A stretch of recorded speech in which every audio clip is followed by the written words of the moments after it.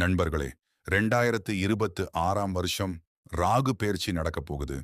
இந்த மாற்றத்துல பலருக்கும் மனசுல ஒரு குழப்பம், கவலை இருக்கும். காரணமில்லாம பயம் வரும், வேலைல ஸ்ட்ரெஸ் வரும், உறவுல சின்ன சின்ன பிரச்சனைகள் வரும். இது வெறும் நம்பிக்கை மட்டும் இல்ல. நம்ம முன்னோர்கள் 1000 வருஷமா இந்த மாதிரி காலகட்டங்களுக்கு சிவனை நம்பி மனசுக்கு தைரியம் தேடினாங்க. இன்னைக்கு நான் உங்களுக்கு உண்மையான பாரம்பரிய சிவ மந்திரங்களை சொல்ல போறேன். இது அற்புதம் காட்டும்னு நான் சொல்ல மாட்டேன். ஆனா மனசுக்கு அமைதியும் பக்தியும் தைரியமும் தரும்னு நிச்சயமா சொல்றேன். வீடியோவை கடைசி வரைக்கும் பாருங்க. ஏன்னா ஒவ்வொரு மந்திரமும் அதுக்குண்டான சிறப்பு இருக்கு. முதல் மந்திரம் ஓம் நமஹ சிவாய. இது பஞ்சாட்சர மந்திரம்னு சொல்லுவாங்க. 5 எழுத்துக்கள். நமஹ சிவாய. சிவ புராணத்துல இந்த மந்திரத்துக்கு மகத்தான இடம் இருக்கு.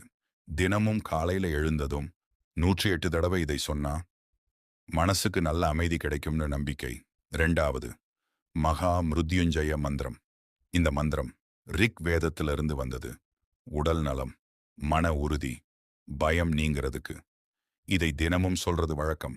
3வது சிவ பஞ்சாக்ஷரி ஸ்தோத்திரம் நாகேந்திர ஹாராய த்ரிலோசனாய.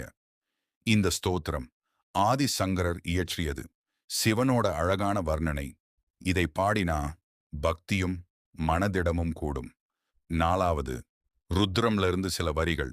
நமஸ்தே ருத்ர மன்யவ. ருத்ரம் வேதத்துல மிக முக்கியமான பகுதி. கோவில்களில அபிஷேகத்துக்கு இத சொல்றாங்க. சிவனோட பாதுகாப்பு சக்தியை வேண்டி. 5வது சிவ அஷ்டோத்திர சதநாமாவளியிலிருந்து சில நாமங்கள். ஓம் மகேஸ்வராய நம, ஓம் சங்கராய நம, ஓம் நீலகண்டாய நம. 108 நாமங்கள் இருக்கு. அதுல ஒவ்வொரு பேரும் சிவனோட ஒரு குணத்தை சொல்லுது. இத தினமும் சொன்னா மனசுல நல்ல சக்தி. இப்போ ஒரு விஷயம் சொல்லணும். ராகு பெயர்ச்சி, கிரக மாற்றம், இது ஜோதிடத்துல ஒரு நம்பிக்கை.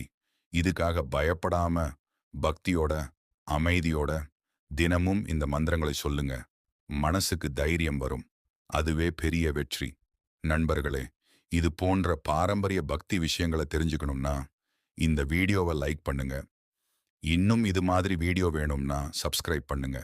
உங்க நண்பர்களுக்கு ஷேர் பண்ணுங்க. உங்க கருத்துக்களை கமெண்ட் பண்ணி சொல்லுங்க. ஓம் நம சிவாய. நன்றி.